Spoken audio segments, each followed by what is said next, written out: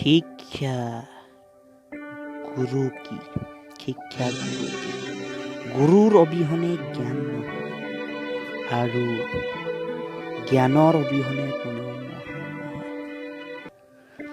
আমাক ভাল মানুহ বনোৱাজনেই হ'ল গুৰু। গতিকে গুৰুৰ ওপৰত কেতিয়াও খং, হিংসা আৰু অপমান নকৰিবা। বুজিছানে? হেল্ল' বন্ধুসকল, এই ভিডিঅ'খন চাই আপোনালোকৰ কেনেকুৱা লাগিছে চাগে? মই এজন আদৰ্শ শিক্ষকৰ কথা ক'ব ওলাইছোঁ, কিন্তু এনেকুৱা কথা নহয়। মই এজন এনেকুৱা চাই লোৱা ভিডিঅ' তাৰপিছত ক'ম।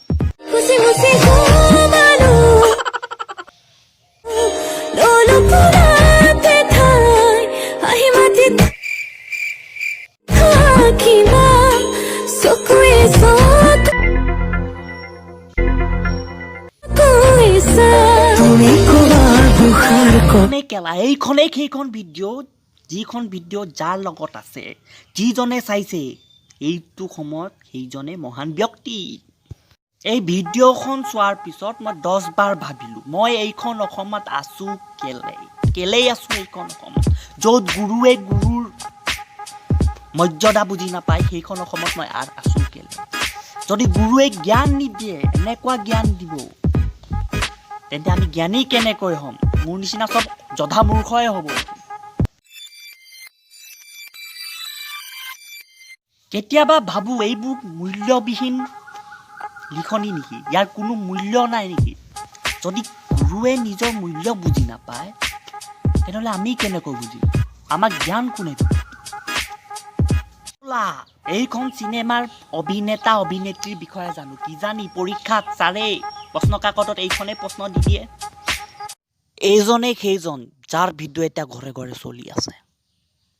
তেওঁ বোলে এখন নামী দামী বিশ্ববিদ্যালয়ৰ অধ্যাপক, গণিত বিভাগৰ। তেওঁৰ নাম ধ্ৰুৱজ্যোতি চৌধুৰী। ছাৰক বোলে এতিয়াও কৰে যৌৱনে আমনি কৰাৰ কাৰণে ছাৰে কৰিলে এনেকুৱা কাণ্ড আৰু বনালে ভিডিঅ'। কিন্তু কিয় ছাৰ, কিয়? আপোনাৰ মগজু নাই নেকি? আপোনাৰ মানসিক বিকৃতি ঘটিছে নেকি? আপুনি ছাৰ হয়, সমাজক জ্ঞান দিব লাগে। এনেকুৱা অপকৰ্ম কৰি সমাজত নিজৰ নাক কাটিব নালাগে। কিন্তু চিন্তা কৰাৰ এতিয়া কোনো প্ৰয়োজন নাই। ছাৰ এতিয়া ৰঙা ঘৰৰ আলহী। এতিয়া মাৰ আমাৰ কেনেকুৱা প্ৰব্লেম আপুনি জানে নাই? ধুব প্ৰব্লেম, মাৰ এতিয়া হাতৰ বিষ, আঙুলিৰ বিষ।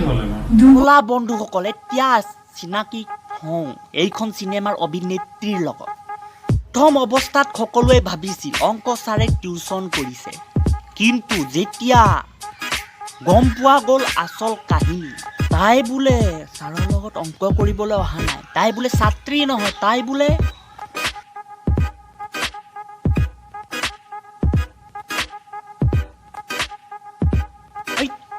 বন্ধু সত্য, তাই নহয়, তেওঁ বোলে বোৱাৰী, তেওঁৰ বোলে সন্তান আছে, তেওঁৰ বোলে স্বামী আছে।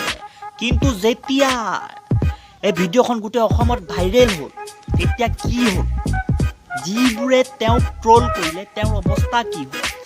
মানে আজিকালি কিবা এটা ঘটনা হ'ল, তাক ট্ৰল কৰিব নোৱাৰি। অশ্লীল ভিডিঅ' কাণ্ডৰে জড়িত যুৱতীগৰাকীৰ ফটোৰ সৈতে তেওঁৰ অকমানি পুত্ৰৰ ফটো আপলোড কৰিছে। ডিব্ৰুগড় আৰক্ষীয়ে জানিব দিয়া মতে এনে কাণ্ডক সমৰ্থিত ব্যক্তিৰ বিৰুদ্ধে ফটো ব্যৱস্থা গ্ৰহণ কৰিব। ভিডিঅ' আপলোড কৰিব এজনে, চিনেমা বনাব এজনে, অভিনয় কৰিব এজনে, অভিনেত্ৰী। কিনো আৰু পাছত ফচিব কোন মীমাৰ সকল।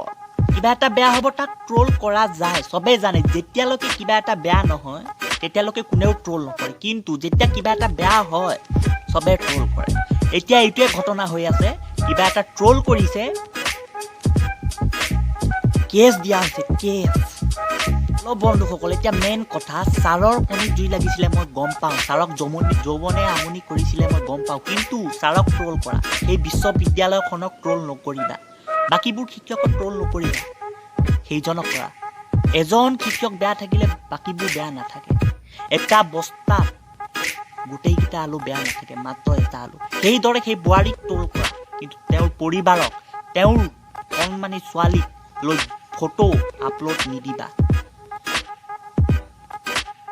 আজিলৈ ইমানে বাছ।